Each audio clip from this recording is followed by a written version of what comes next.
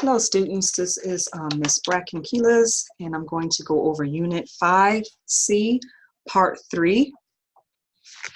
This lesson is actually fairly short, but I wanted to review this information so it'll make it a little easier for you to understand what you're doing with the equations I gave you for homework. So previously in our lesson from the other day, we discussed factors of O2 capacity, the amount of O2 bound to the hemoglobin, and the level of hemoglobin saturated with O2. We know about PO2 and how the O2 crosses across the membrane, and we know that when I say membrane, I'm referring to the AC membrane. The PaO2 is high, therefore oxygen binds very readily to the presence of hemoglobin, and as the blood circulates to other body tissues in which the PO2 is less, the hemoglobin releases O2 to the tissue. Hemoglobin cannot maintain full bound capacity in the presence of low hemoglobin. When you think of hemoglobin saturation, it's defined as the measure of proportion of available hemoglobin that is carried in the O2. On average, normal saturation for most people are between 95 to 100%. That will vary in the presence of lung disease.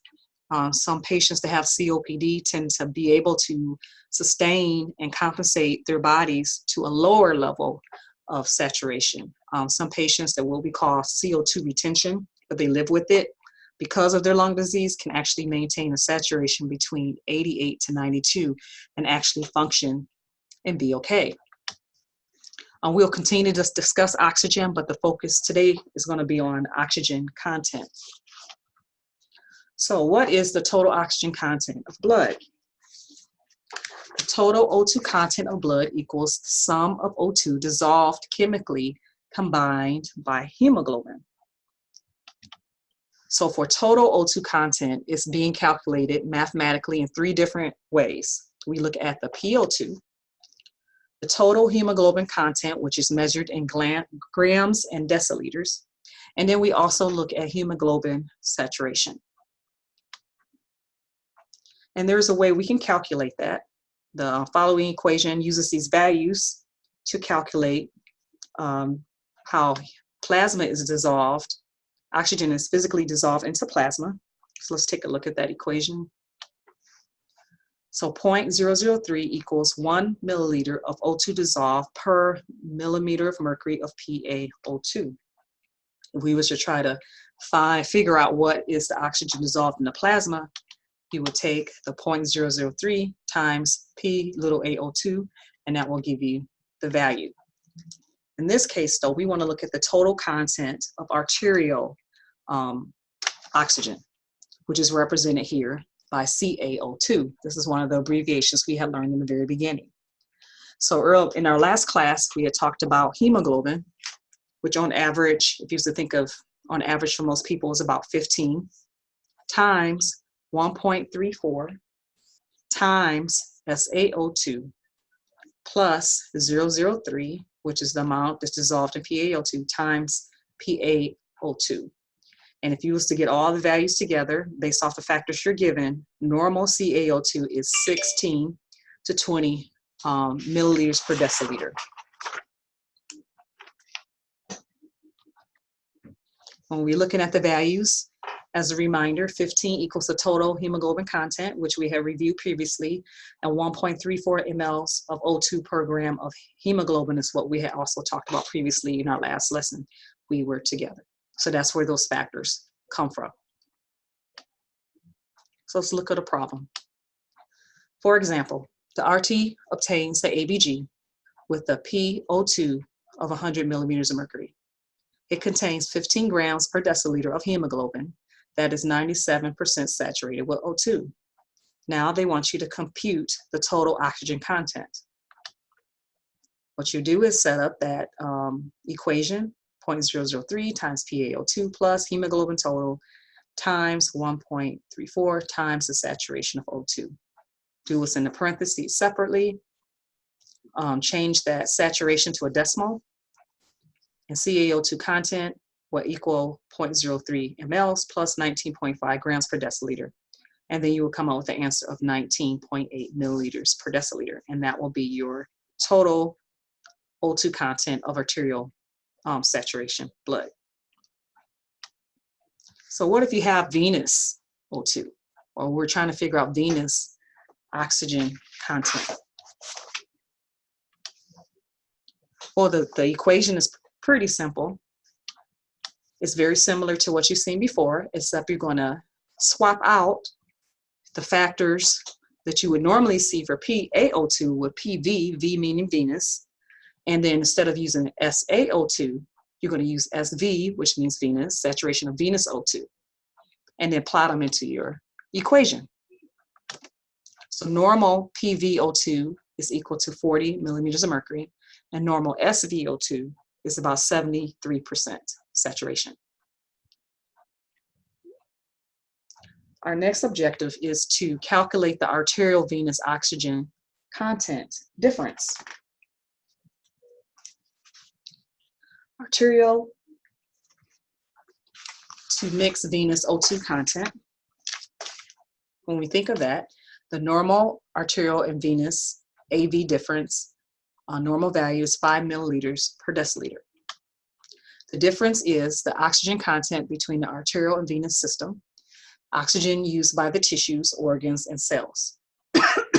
There's also lines that they can put into our body when we're trying to do other measurements for hemodynamic content that also uses what we call mixed venous, arterial venous blood. It is the amount of O2 given up by every 100 milliliter of blood on each pass through the tissue. So that's where this is coming from, that mixture. It almost kind of indirectly reminds you of a shunt to a certain degree, but this is actually after the process at the capillaries where the tissue is kind of taking what it needs and the CO2 is being released as a byproduct. So let's do the calculation of CV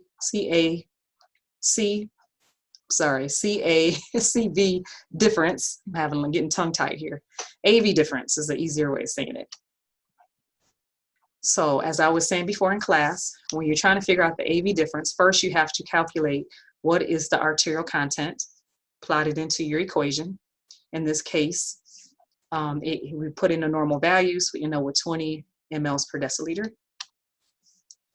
And then if you was to plot in typical values for the SvO2 and the PvO2, you'll end up with 15 milliliters per deciliter. And these are taken I know it's not shown on the screen here, but if you was to take the values from the previous screen, the PvO2 that was 40 millimeters of mercury and the SvO2 that was 73%.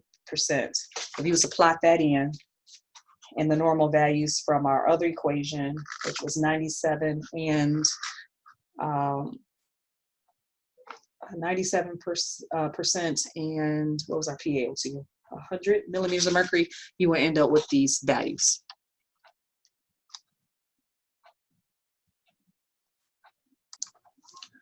Once you come up with those calculations, you would then take your answer from your CaO2, which is 20 milliliters per deciliter. You're going to minus it by the 15 ml per deciliter, and that gives you the AV difference, which is 5 mLs per deciliter.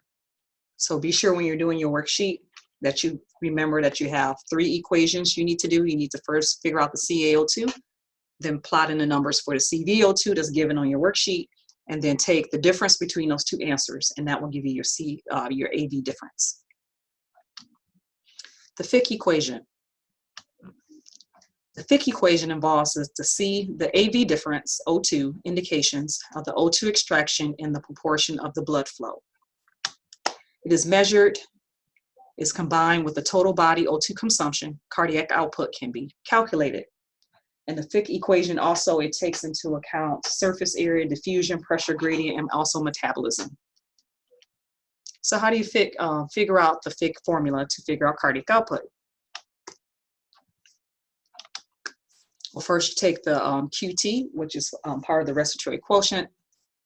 Well, I'm sorry, not the respiratory quotient. The QT is what you're solving for the Fick equation, which deals with cardiac output. And then VO2 deals with the consumption of O2 and the metabolism. You divide that by the CAV difference of O2, and you're going to multiply it by 10. The VO2 is the oxygen uptake consumed per minute, and the CV difference of the O2 is the AV difference.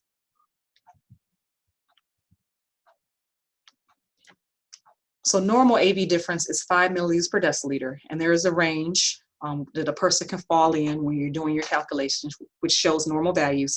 It's also 4 to 6 milliliters per deciliter. An increase in cardiac output results in a decreased AV difference. A decrease in cardiac output results in an increase, causes an increase in AV difference. So it's almost like inversely proportionate to each other.